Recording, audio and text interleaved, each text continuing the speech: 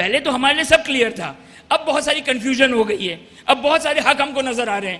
ہم نے دو لوگوں کو لڑتے ہوئے دیکھا، کہا یہ حق پر ہے، یہ باطل پر ہے.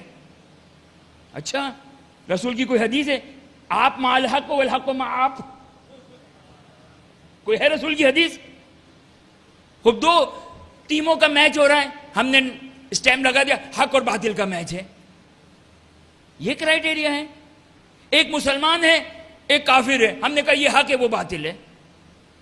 ایک مسلمان ٹیم ہے ایک نان مسلم ٹیم ہے، ہم نے کہا مسلم ٹیم حق ہے نان مسلم ٹیم باطل ہے. یہ ہے کرائٹیریا. یاد رکھیے گا حق 12 ہیں. جب تک 12 کہیں نہ ہو یا 12 کا انڈورسمنٹ کہیں نہ ہو، باقی غیبت میں یہی سب چلا آ رہا ہے، یہی ہے. اس کا مطلب کہ ہم باطل پر ہیں؟ نہیں، ہم نے حق والوں سے لیا ہوا ہے. ہم نے حق والوں سے خدا لیا کہ کون سے خدا کی پرستش کرنی ہے. اس خدا کی پرستش کرنی ہے جو عرش پر بیٹھا ہوا ہے اور جہنم کے حال من مزید، اور وہ خدا جہنم میں اپنے پیر ڈال دیں. اس خدا کو مانتے ہیں یا اس خدا کو مانتے ہیں جو مجسم نہیں ہے، جس کا کوئی جسم نہیں ہے، جو اس مقام پر ہے کہ جس کو کوئی سمجھ نہیں سکتا ہے. یا علی نے فہم سمجھا ہے یا محمد صلی اللہ علیہ وآلہ نے سمجھا ہے. ہم اس خدا کو مانتے ہیں جو نہج البلاغہ میں میرے مولا نے بیان کیا. ہم حق کو مانتے ہیں لیکن حق کے تھرو گئے ہیں.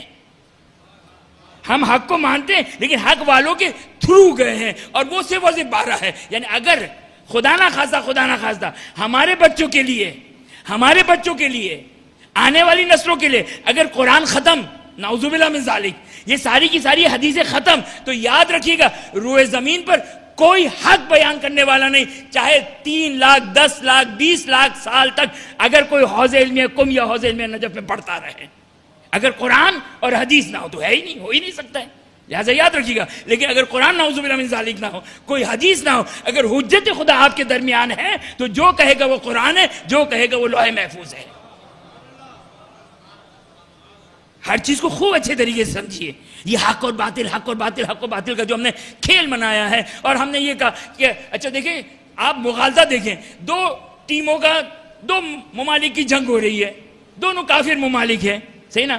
خوب آپ نے کہا اپنے بچوں اور جوانوں کو یہ کہا، خوب یہ دیکھیں کتنا ظالم ہے. کہاں ظالم ہے؟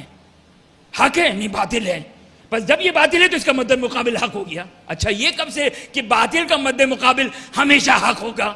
باطل کے مد مقابل بھی باطل ہو سکتا ہے، حق کے مد مقابل نہ کوئی حق آ سکتا ہے، اور حق کے مد مقابل ہمیشہ باطل ہوگا. جب یہاں پر میتھمیٹیکل نہیں ہے نا، یہ میتھمیٹک ہے. اے جو is equal to B is equal to C, A is equal to C, یہ سارے سب کچھ سکھاتے ہیں نا. خوب یہ ان چیزوں کو سمجھے. یہ ان کیوں دھوکوں میں آتے ہیں، کیوں ان نعروں میں آتے ہیں؟ آپ کالج اس لیے ہم آتے ہیں کیونکہ ہم سوچتے نہیں ہیں. ہم ان سلوگنز اور نعروں کی خوبصورتی کو دیکھتے ہیں، ہم اس کے لہن کو، اس کے ردھم کو دیکھتے ہیں. یہ نعرے ہم کو پسند ہیں. میں ہمیشہ ہر سال شاید اپنی مشاعر مجالس میں 1-2 دفعہ تو ضرور کہہ دیتا ہوں، میرا بچہ اور جوان سوچنے کی عادت کیجیے.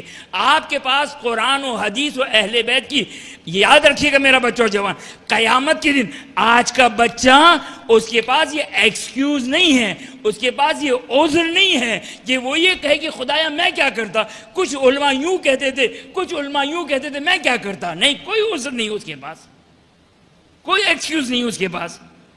اچھا کالج میں فرسٹ پوزیشن حاصل کی، یونیورسٹی میں آپ نے جو وہ فرسٹ پوزیشن حاصل کی، آپ اسکول اور کالج اور ماشاءاللہ دنیا میں تو خوب آپ نے ترقی کی. جب اللہ رسول کی بات آئی تو آپ کے پاس فرصت نہیں ہے.